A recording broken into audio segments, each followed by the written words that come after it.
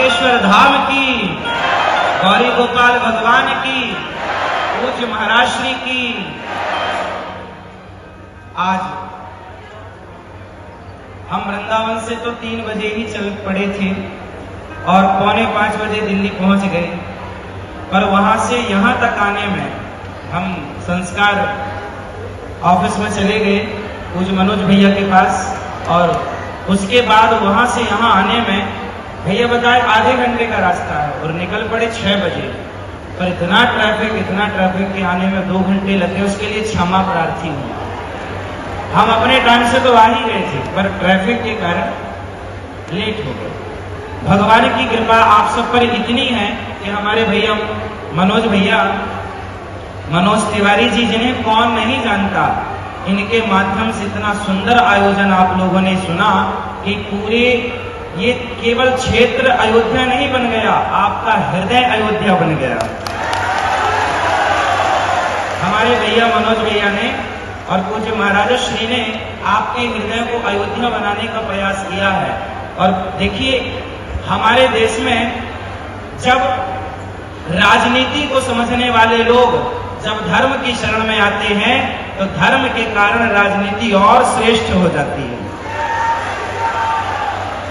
आप जैसे अच्छे भले लोग जब समाज की सेवा में उतरते हैं तो ईमानदारी से समाज की सेवा करते हैं और समाज को एक नई ऊर्जा के साथ एक नई दिशा की ओर ले जाने का कार्य करते हैं। भगवान की बड़ी कृपा है, आप सब पर हमारे रामलला आए हैं। बहुत जल्दी अब कृष्ण लला के आने की भी तैयारी है। और एक छोटी सी प्रार्थना, चूंकि हमारे मनोज भैया, जिनको हम सब पहले से आपने कथा कराई, पूज्य महाराज जी को बुलाया, हम सब जान गए कि भैया के हृदय में राम बसते हैं। लेकिन एक छोटा सा काम अभी और है, और वो काम ये है कि हमारा अभी देश की आजादी हुए लगभग 70-75 वर्ष बीत गए, हाँ या ना?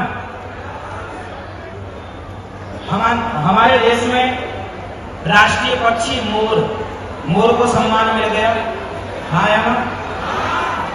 हमारे देश में शहीदों को सम्मान मिलता है, हाँ या ना?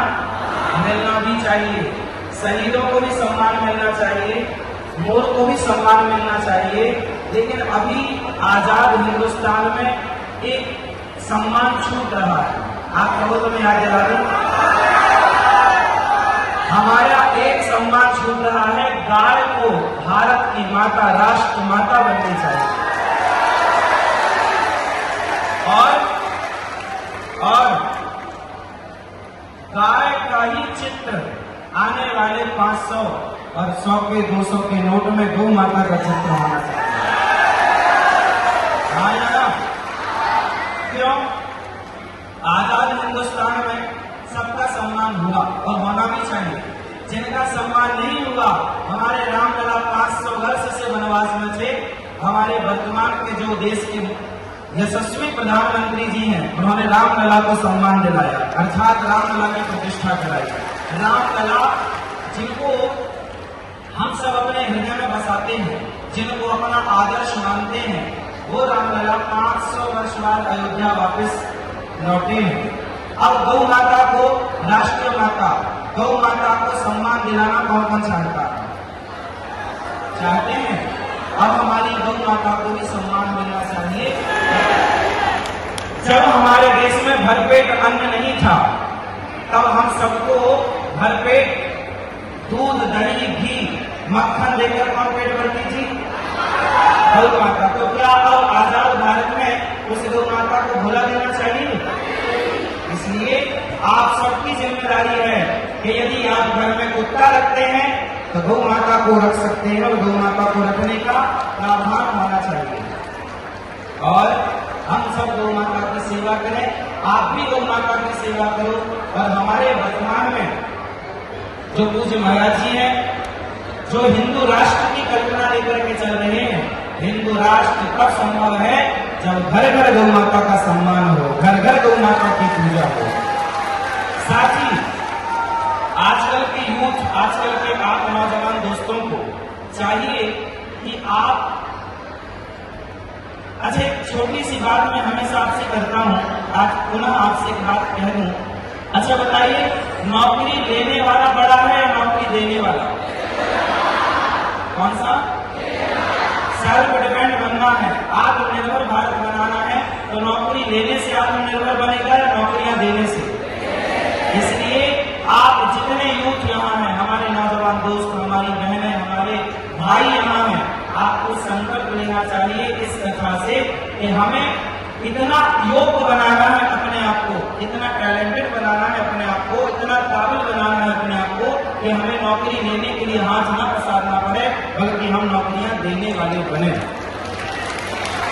करने को। इसलिए आपकी पूजा में भरपूर प्रेम हो। इन्हीं शब्दों के साथ ये रास जरूर करने वाली को विराम। आप सभी के चरणों में बारंबार प्रणाम नमन। आप सब भक्त हैं, आपकी चरण रज को प्रणाम, पूज्य महाराज जी के चरण रज को प्रणाम, चरण धूलि को प्रणाम, आपके श्री चरणों को कोटि कोटि नमन। आप बारंबार प्रणाम आपके श्री चरणों में, पूज्य भैया जी को बारंबार नमन, आपकी पूरी टीम को नमन। आप भक्त हैं, इसलिए सभी मात्र शक्ति की चरण माथे पर लगाता हुआ ये दास आपको बारंबार नमन करता है। सबको जय श्री नारायण, जय श्री कृष्ण, राधे।